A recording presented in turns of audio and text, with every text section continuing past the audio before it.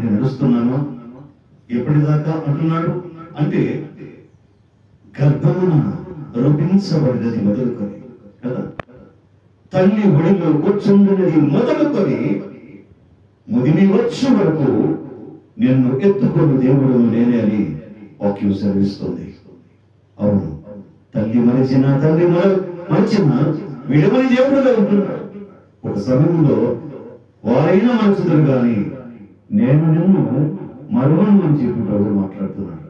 అవును కదా, తల్లి అయిన మనుషులు కానీ కదా, తల్లి అయిన మనసు నేను నిన్ను మరువను, చూడున అరచేతులలో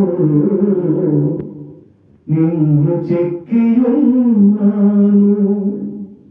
నీ పాదము తొట్టి నీయను నేను, నిన్ను కాపాడువాడు కొనకడు నిదురపోడు అని చెప్పి వాగ్దానం చేసిన యేసయ్యా తల్లిగా లాగించును, తల్లిగా ప్రేమించును.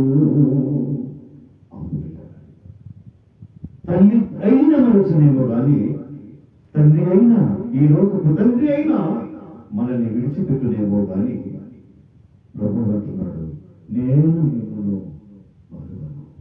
అవును, పిల్లలను వదిలేసిన తల్లులు ఉన్నారు చరిత్రలో, పిల్లలను వదిలేసి పాల్గొన్న తండ్రులు ఉన్నారు చరిత్రలో.